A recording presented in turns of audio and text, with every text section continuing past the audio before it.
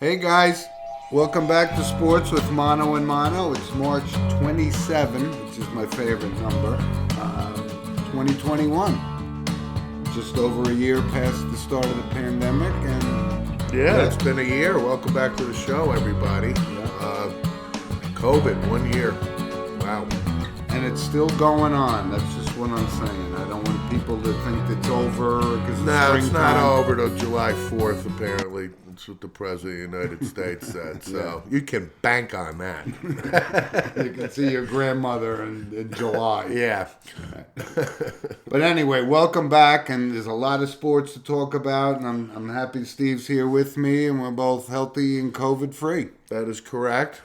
In the midst of March Madness, the Sweet 16 is this weekend.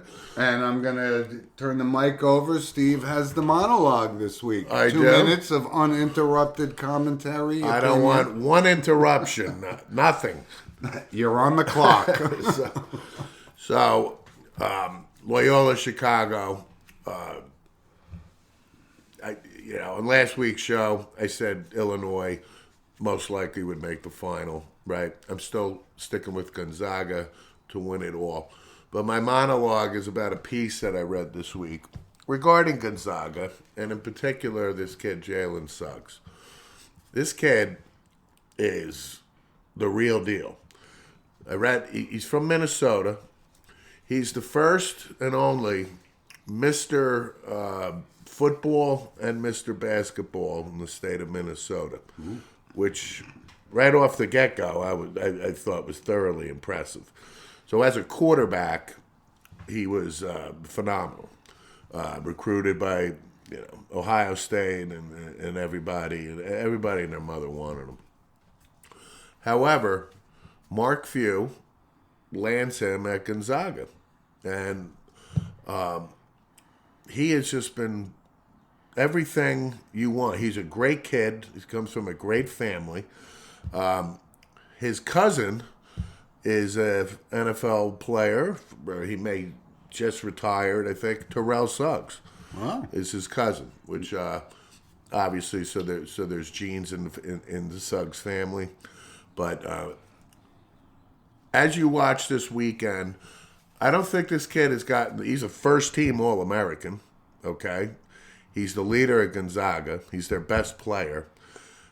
His ability to pass, shoot, everything. His basketball IQ is off the charts. And that's why I think the statement I've made is it's Gonzaga's time after, the run that they've had. So that's cemented for me why Gonzaga is going to be the first undefeated team since we talked about Bobby Knight's 76 Hoosiers. And I think much to do of it is with this kid, Jalen Suggs. Well, that's actually a good monologue, Steve, because I know you've been on this Gonzaga bandwagon, and we talked about it last week. They've had great teams before, great players, Adam Morrison, this kind of thing. Yeah. I'm not sure Suggs, though. Is he the All-American first team? Absolutely. I thought his teammate was. No, he is. Okay. He's the guy. But I like their chances, too, to make the Final Four, but I don't like them winning it, and we're going to talk about that in depth in a minute. So, our monologue as Why? Who's going to win it? Oral Roberts? We're going to get to that in a second. But our monologue is sponsored by Coriano Trucking of Summerhill, New York, and, again, thank them very much for their support. Let's jump right into March Madness. Sure. Right? So there was... And I got to tell you, that was my monologue last week about so happy to have it back, and it was awesome. Everything's pushed back a day, right? There were no Thursday night Sweet 16 games last night. Yep. And 2 nights ago, you're right. Yeah, but as far as the tournament, it just doesn't disappoint. It never does. No, it never does. And we got a lot of Cinderella stories to talk about, and you're right. I think Gonzaga's going to make it to the Final Four. They are loaded, and Mark Few has done an unbelievable job. He's over 20 years at that school now. So. I think Gonzaga gets by Creighton today.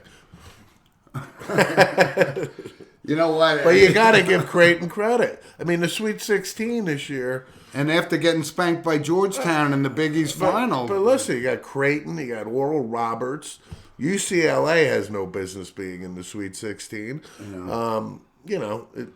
That's what March Madness is all about. And it just hasn't disappointed. Even Villanova, to an extent, the way they finished the season, and their best player, Connor Gillespie, gets hurt.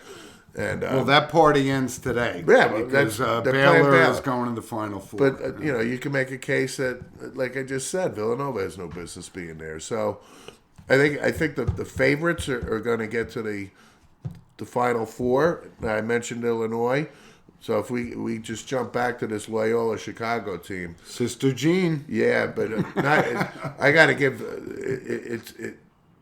it's the coaching. It's the team defense. It's the chemistry you see on the court with these guys. And it's that center. Good, this kid is just they're good. A monster. They're good. I agree. I think they're going to. Looking forward to it, though. I mean, this is awesome. Yeah. March Madness. It's so good to have it back. Yep. And my Alabama team is still hanging in there. Yeah, and they'll play tomorrow. One of our loyal listeners, Jim Smith, chimed in with his Final Four. I think we all got knocked out with Illinois, but he still likes Florida State. That was one of his Final Four. That's not a bad pick, Mr. Smith. Not a bad pick. They play Michigan tomorrow, and that'll be and that's my surprise pick going in there. I got to say, I like what Juwan Howard has done. And Steve and I go back so far. We remember him in the Fab Five, and now he's the coach of Michigan. It's funny. They got some good players, though. This Wagner is pretty solid, and it just hasn't disappointed. No, I mean, like I said, I think I'm going to go with Gonzaga. Baylor, let's don't discount them. They're playing Villanova today. They're favored by 7.5. Baylor should roll today. It shouldn't be an issue today. But here's one from one of our listeners in Arkansas, Walter Hahn, dear friend of mine from college days. Suey. No, Pig Suey. Pig Suey. and we talked about it, but I think the Oral Roberts run ends today. Cinderella slipper. I don't think it ends. And Walt today. sent me a funny line. He goes, "Cinderella's a fickle whore." And I go, "That's pretty funny, Walt." And I get it, but I think it's over for Oral Roberts today. There's no question. Yep. But listen, those are our picks, and I like every time I watch Alabama. I talked about this Quinterly kid. He's a Jersey kid, right? They played at Hackensack High School and stuff.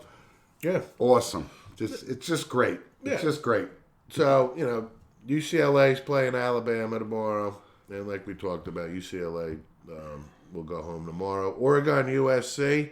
You got to give the Pac-10 or the Pac-12 credit. Love the Ducks today over at USC. Well, this kid Mobley's pretty good for USC. Yeah, I get that. They play tomorrow.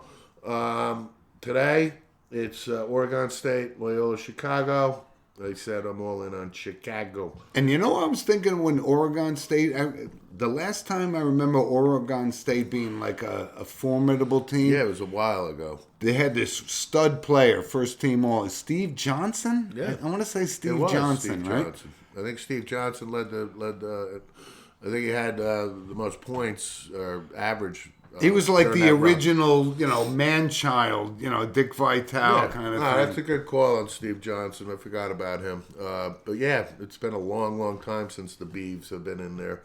And then the one game we haven't even mentioned is the Buddy Boeheims versus the Houston Cougars. And listen, I wouldn't be surprised if Syracuse continues to advance. Houston is a pretty formidable offensive team. We have a lot of Syracuse fans. We do. Of sports with mono and mono, because I know a ton of them that go there and they bleed orange. They do. Our logo is Orange You Proud. They love the zone defense of Coach Boeheim. But their defense is ferocious. Well, it's their zone. I mean, Boeheim is he doesn't waver. The zone defense, funny. And it works. Buddy Boeheim, and this kid could shoot the lights out. Yeah. I mean, yeah. Reminds me of the old Virginia team in the Ralph Sampson days. It was like Jeff Lamp and Lee Raker. Yeah, right? yeah. But Buddy Boeheim, to his credit, is well deserving of starting for Syracuse. Yep. He's got a really good shot. And, it's a feel-good story for Boeheim to be able to coach his son. And you know who's going to be the coach? And then, Boeheim will ride off into the sunset. Whenever he does, you know who's going to take over? Jerry McNamara. Jerry McNamara. He's his right-hand guy on the bench right now. Jerry and Carmelo, members of the national championship team. No, Jerry was way after Carmelo. They played together. I don't think so. I don't think so. But there is one thing I needed to mention because, Steve, you were right. You brought up Chauncey Billups last week, and you said he went to Colorado. And I said, I was leaning more toward like Wake Forest or something, but you were right. And I acquiesce and Thank you. say you were right. Thank you. But listen, enjoy it, because this is awesome. It's going to be today, tomorrow, and I guess what? They pushed them all out to next Thursday or Friday, moving it all to, the games. Like we're one day behind, right? Yeah. There should have been games last night, but there weren't. Yeah, it'll be, as of now, I would imagine the Final Four is next weekend, like it normally would be. April 4th and 5th, I think, something, right? Yeah. So listen, everybody enjoy that. Let's stick with the NBA. No, let me just finish real quick on college. All right. It's just a real quick story I heard from Jim Nance over the weekend. Who signed, re-upped with CBS after being wooed by ESPN. Yeah. But go ahead. No, but, we had mentioned Hoosiers last weekend. And Nance, the movie Hoosiers, right? So Nance... Gene Hackman was in that, I think. I think so. Popeye Doyle from the French Connection. But real quick, Nance said he's never been to Hinkle Fieldhouse, which is, Butler and where the final was filmed and so on and so forth. And he said, when he walked in, one guy was waiting for him, and it was Bobby Plump. And Bobby Plump was on the 1954 Milan High School team that the Hoosiers movie is based on, right? The small Indiana. I wouldn't have school. got that, Bobby Plump. So Nance walks in, Bobby Plump is waiting for him, and hands him a signed basketball. And Nance said, he goes, it's probably the greatest thing that ever happened to me. Like being a broadcaster in sport or having the access to whatever. He says it's the coolest thing. And had to be a young Jim Nance, too, right? Huh? I mean, had to be a young Jim Nance. This just happened this weekend. Bobby Plump is still alive? Yeah. Yeah. I hit him with 5 shots and he's still alive. That's right. You better make that deal, Tom. But right? I thought that was a cool story. That's a very cool Because story. I am, I'm so enamored with Hoosiers. Oh, the movie's great. Right. Just watched it the other day, actually. Yeah. So let's move to the professional ranks for the NBA, right? Yeah. Big trades and lots of things happening and so forth. Did it change anything? Is it going to change the Nets playing the Lakers in the finals? No. I don't think so. Well, the Lakers, let's be real. They got to. Well, they won their first game without LeBron. They were 0-4 without him, so that kind of shows that he's a pivotal member of that Jerry team. McNamara helped lead his team to the 2003 national title. Wah, wah, wah. Thank you. Anywho. I thought he was a little bit younger than that. The Lakers, LeBron is out for a month. Anthony Davis is hurt. He's coming Does it back matter soon. right now? No. As long as these two are healthy, they'll be in the final. Exactly. I know. Exactly. I'm just saying they're hurt right now. But there really weren't any blockbuster deals, right? Lowry stays with Toronto, and Oladipo gets traded from the Rockets and goes, where did he go? The Heat. It has no bearing on anything. But one of our loyal listeners, Mike Harvey, said, beware of the Heat. And I said, well, Pat Riley even thinks he's got a team that can compete. Well, But they're not knocking off the Nets. They're resting Durant. They're resting. They're not knocking off the Nets. Exactly. And you can tell Mike I said that. No, wait. I'll tell Mike because he's going to be listening to the show. Mike, they're not going to be. It's not happening. I said there are 4 teams that could win this: the Jazz, the Bucks, The Jazz. the Nets, and the Lakers, and that's it. And that'll do it. Wouldn't be prudent. Wouldn't be prudent otherwise. So listen, we'll talk about the NBA, but this is kind of the lull in the season, right? Everybody's resting and getting ready for the playoffs, so there's no shocking. J.J. Redick was what the biggest trade, goes to the Mavericks, I guess. No bearing on anything. Exactly. Landscape doesn't change one iota. Yeah. The biggest trade of the year was Harden forcing his way out of Houston months ago. Who was declaring himself as the MVP of the league. Yeah. Pretty clear cut. Yeah. And he's going to get it, actually. I don't know. I know they want to give it to Giannis and so forth, This but Rudy Gobert's pretty good too, man. he's got no chance of winning the MVP, though. Don't be Well, ridiculous. Utah's pretty good.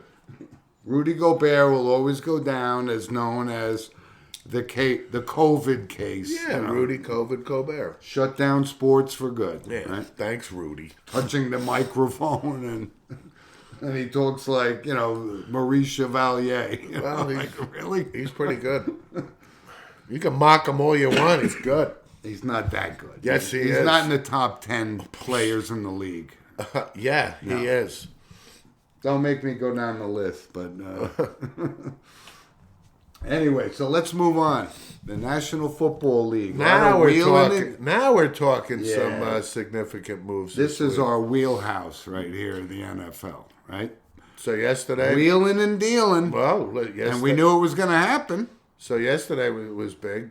Zach Wilson had his pro day. Yeah. You can pencil Zach Wilson in as the New York Jets starting quarterback very soon. They are going to pick him. I'm still on the fence with He this. looks great.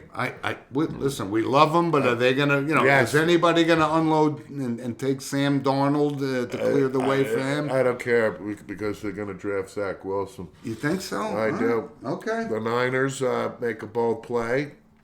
Which means Garoppolo's going to the Patriots. They'll have Garoppolo for this year. It just means that they want to get the next quarterback, and they'll be fine with Justin Fields if it's him or Let the me ask Trey you- Lance kid. Or it's not going to be Zach Wilson because I'm telling He'll be you, gone. the Jets are locked in on him. Okay. But you got to give Miami credit, wheeling and dealing. Boy, they're stockpiling, man. I think they now have 8 first-round draft picks, like over the next 5-6 years, something like that. Was this a vote of confidence that Tua is the quarterback taking them forward? It's absolutely. I know. Yeah. I think now that I think they got the 6th pick again. So then they traded up and down with the Eagles, this, that, and the other thing. Got a couple number ones. I think that don't be surprised if they want to reunite Devonta Smith. It would be Good call. logical, but Miami is going to get an offensive, explosive player, whoever he may be. Yeah. But I wouldn't be surprised if Devonta Smith is on the radar for like pick 6, and that's kind of where he would fall anyway. So I think the Giants are into him too, but I don't, if he falls to 11 or whatever the Giants have. The other pick, I think Miami may be going. Giants need an offensive line. The other pick, I think, could be Kyle Pitts from Florida.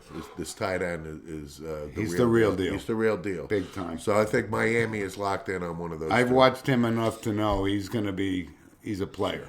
No, this kid's good. Yeah. So, that was a wheeling and dealing trade.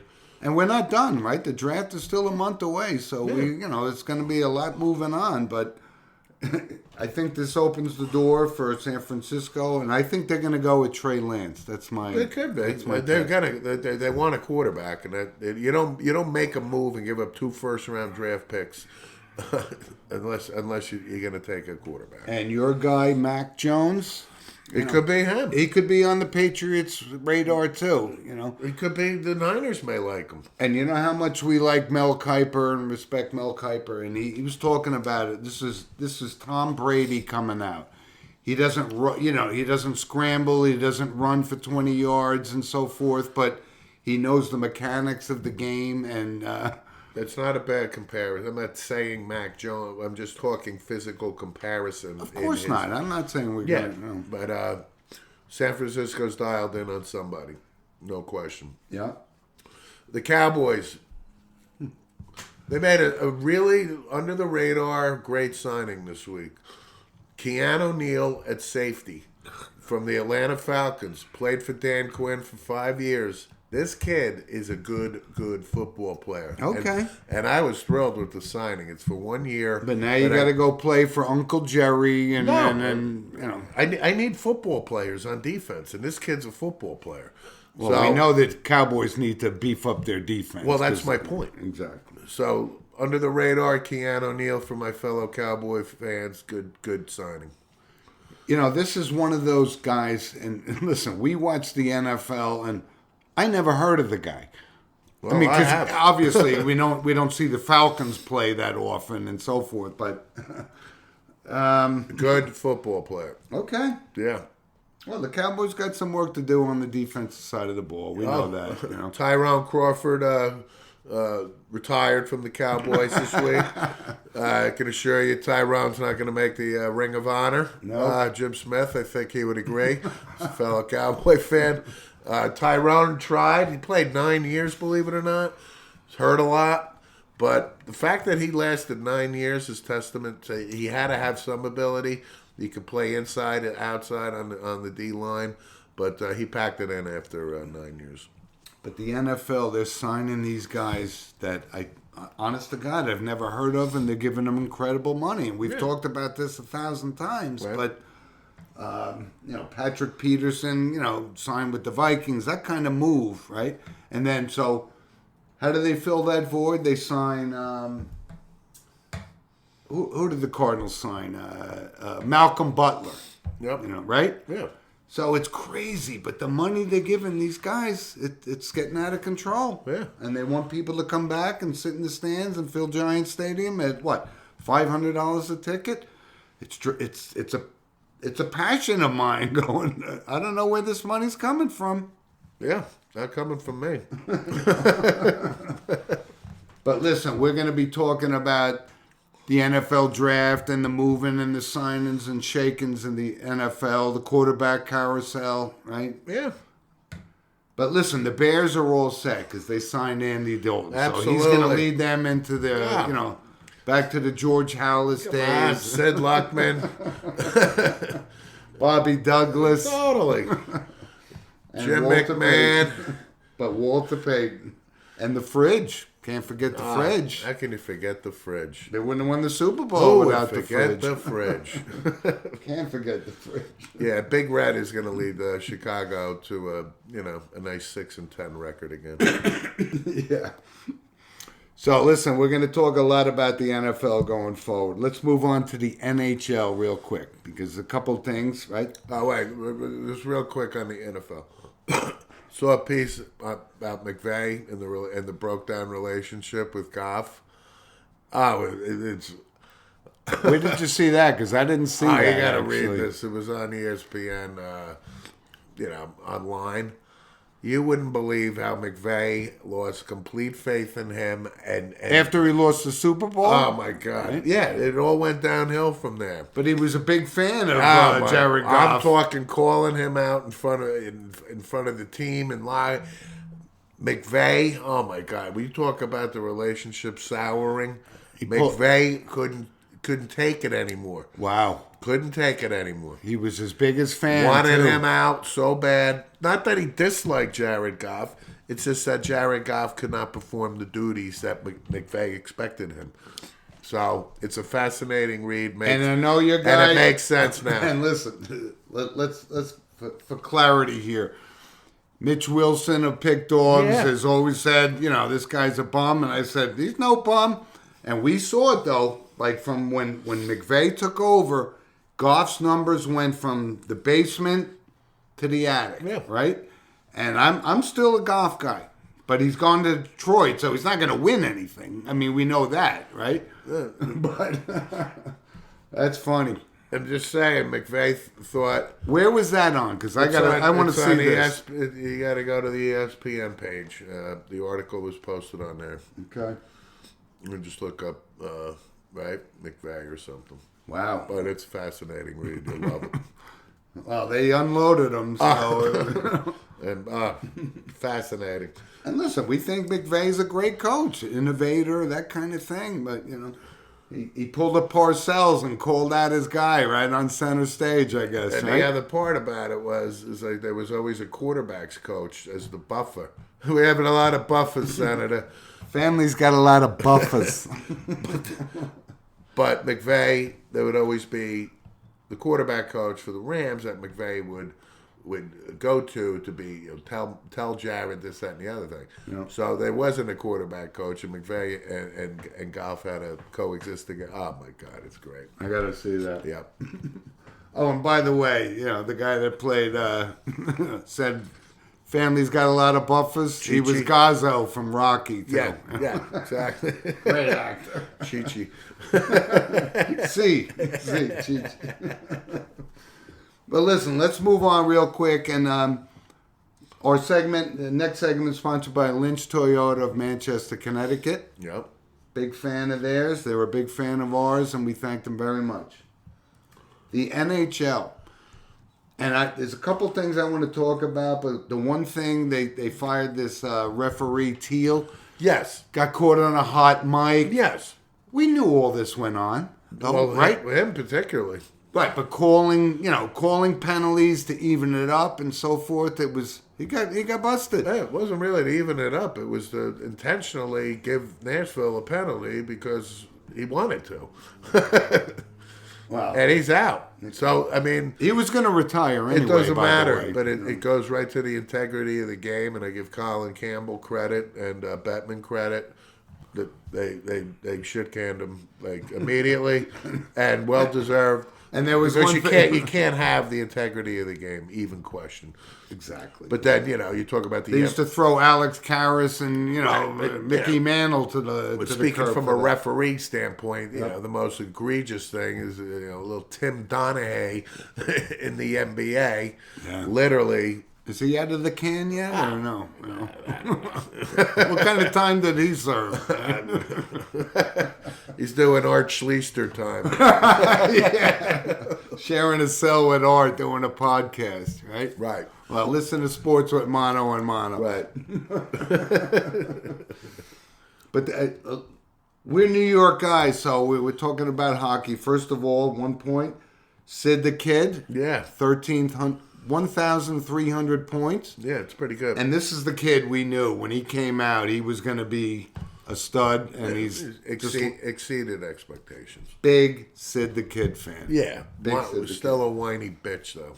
Kid. From his talent, I'm talking just pure talent. Okay. That's it. But he's a little whiny Agreed. bitch. Most hockey fans don't like him, think he's a whiny guy, but he's a stud. Yeah. Well, He's a stud. yeah, the numbers don't lie.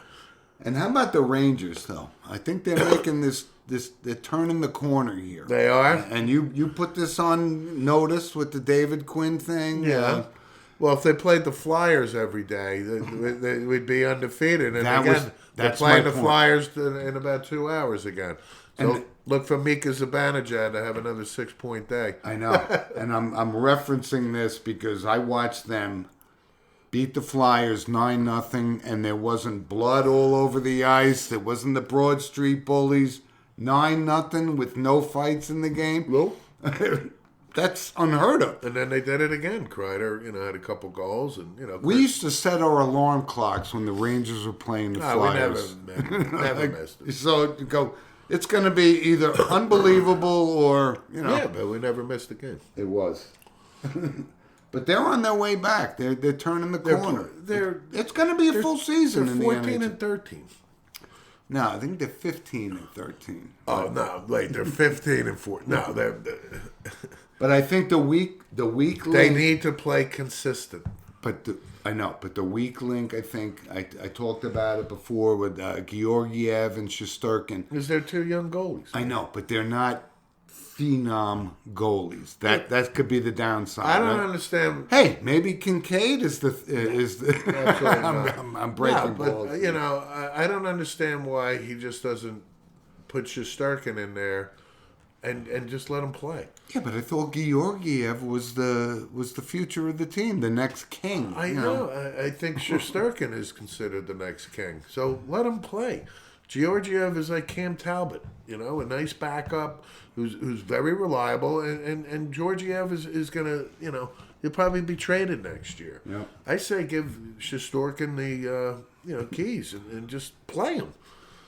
But here's my point in the NHL, and you keep bringing this up, and I keep saying I don't. You know what, Steve? I don't think I want it to happen. Ovechkin, he's scoring goals at a rapid pace now, and I just don't know if he has that much time to break Wayne Gretzky's record, which I don't want to see broken. I know. I didn't want to see Lou Gehrig's record broken, but it was broken. I understand. Right? Records are made to be broken.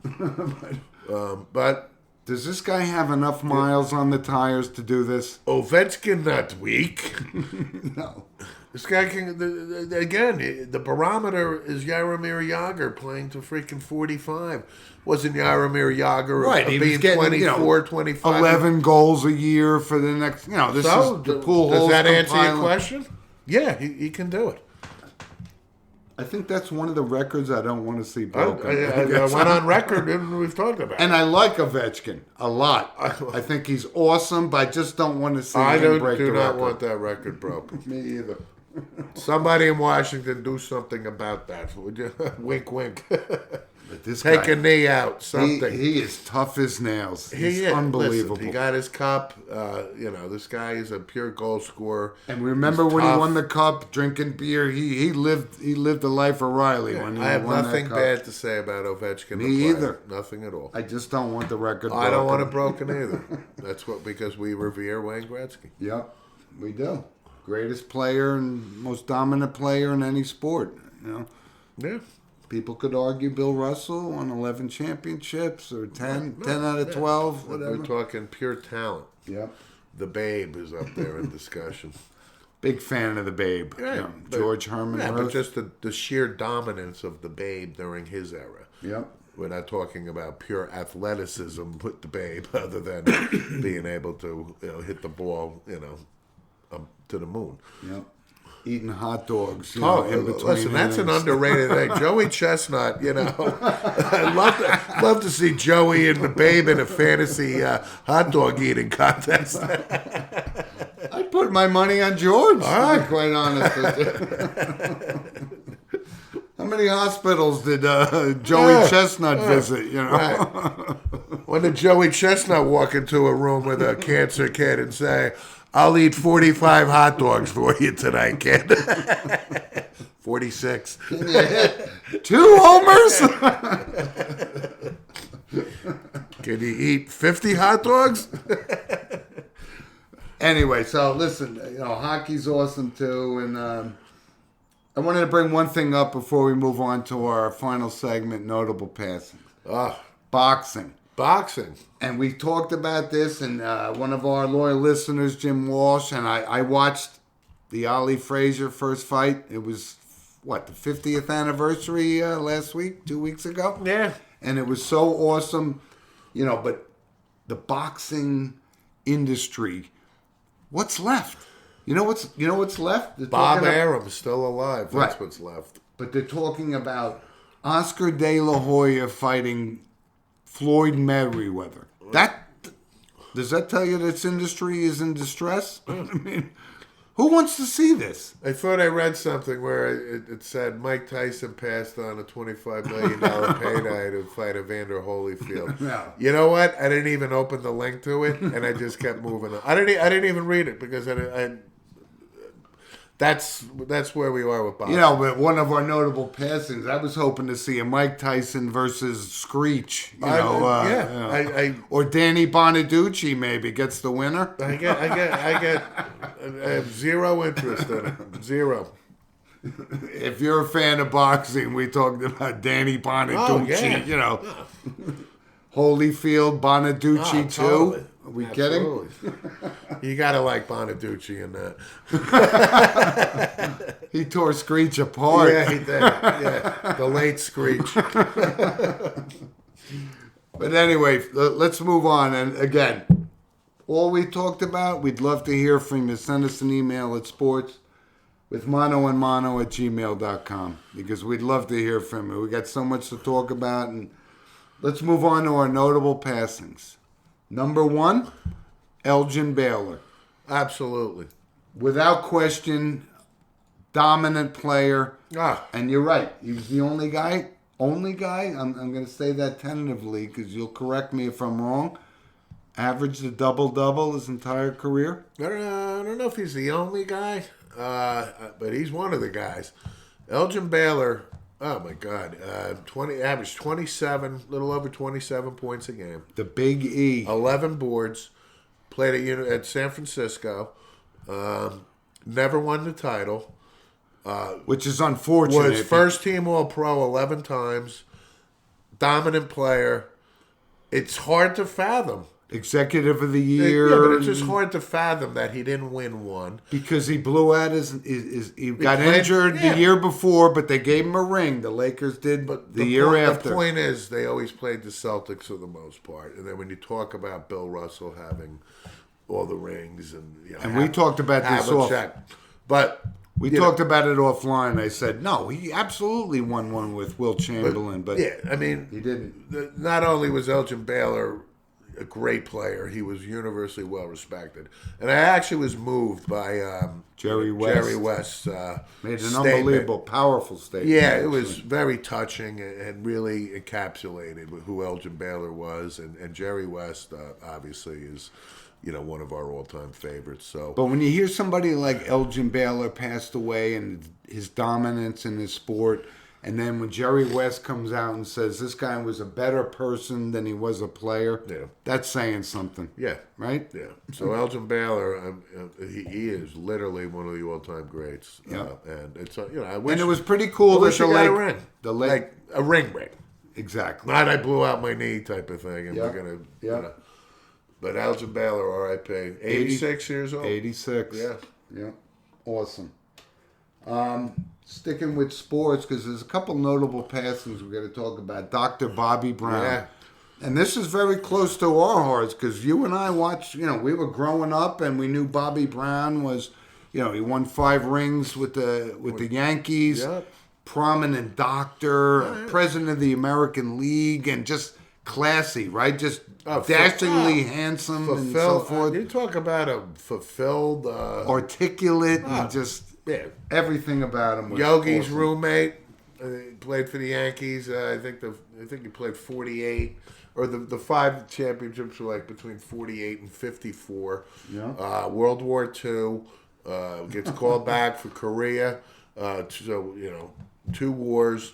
A heart surgeon, president of America. What you talk about, a life fulfilled, man. In service, and by the way, he gets a medical degree while he's doing it. He was class. Right, you could do a background check on Dr. Bobby Brown, and you're coming up nothing. Yeah, this guy was impeccable and lived to 96 years old, and was active as far as I know.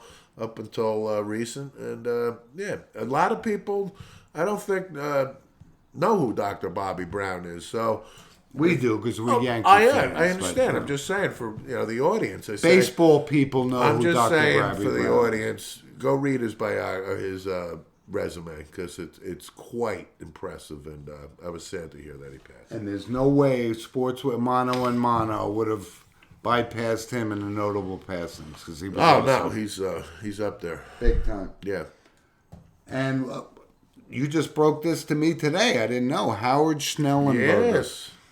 And one of my initial thought was that's the guy that started the U, right? That's when it started to turn around, right? He's the guy that turned it. And around. I think Jim Kelly was his quarterback. Jim Kelly was his quarterback, and then he had a freshman named Bernie Kosar in '83, and of course, Miami wins the national title under Howard. And we always remember Howard was impeccably dressed on the sideline, the shirt and tie and jacket, and the gray hair and mustache, and so on and so forth. But the main game was Nebraska coming in, Turner Gill. I think Rozier was on that team. Came up a little short. 31-30. Nebraska goes for the 2-point conversion at the end and fails. But we talked. It was probably one of the most thrilling games we've ever seen. It was unbelievable. And he wins a national title. And if you look at his resume, Howard Schnellenberger was a member of the Alabama Paul Bryant staff. He was on the staff of the 1972 undefeated Miami Dolphins, with Which Don I Shula. did not know, by the way. I know he was a member of the Colts staff. I think he was a member of the Giants staff in I the think 70s sometime. Well, I also think his days. I know he was with the Colts, and I think that's the relationship that established him and Shula. But then he went to Louisville after Miami, after a long time off, and turned Louisville around pretty good. And up until recently, when I say recently, I mean Howard was 87, I think it said, or 86. 87, I think. The Florida Atlantic. The Florida Atlantic was nothing. And, it became something, so much so that Lane Kiffin was Florida Atlantic's head coach last year. Right, but at that point in his career, though, it was like Eddie Sutton taking over some small school. Exactly, and, but my point is he brought the U to prominence. There's no question. And it just but didn't Howard stop. Schnellenberger, I just read this morning, passed away, and Yep. this guy was a football coach, man. He was. And R.I.P. Howard. So listen, there's a couple in the entertainment world, and one I'm a big fan of, George Siegel. Passed away. I mean, he was funny. No, George Siegel. And he worked constantly. Yeah, he was in everything. Yeah, great actor. But very, very funny. Yeah. And he was 87 as well. He was on the Tonight Show a million times. You know what I mean? He was in a ton of movies, TV. He had a great career. Was never unemployed. And I'm universally liked by everybody. And I was trying to think of the name of the movie he was in with. He must have been in like 5 movies with Natalie Wood, but he was funny.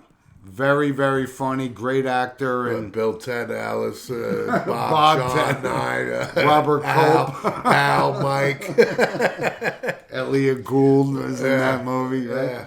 But George Siegel was a great actor and absolute notable passing on Sports with Mono and no Mono. question. And we're going to wrap up with one more, Jessica Walter. That is correct. And as soon as Steve and I heard about this, we said, play Misty for me. Play right? Misty for me. Clint Eastwood. With Donna Mills. Yeah. This is like 71? Yeah. Or something like that? Yeah. It's probably the movie right before he did Dirty Harry.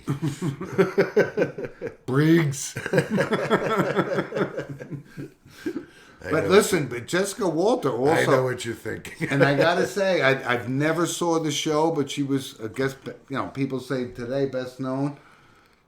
Arrested Development. I think you were a fan of that, but I wasn't. Yeah, she was on it with Jason Bateman, Jeffrey Tambor. Oh, she was just like George Siegel. She worked constantly. Yeah, she was on a million. And did a lot of things. Okay. She was on in a million things. And you threw it at me. You said, who was her husband for 20 years? Ron Liebman. Ron Liebman. Which I didn't know, but that was a good point. So Norma Ray, the movie where Sally Field won an Oscar, he was like the union organizer guy. He did 1,000 things too. Yeah, everything. Absolutely. So, Jessica Walter, definitely a notable passing. Yep.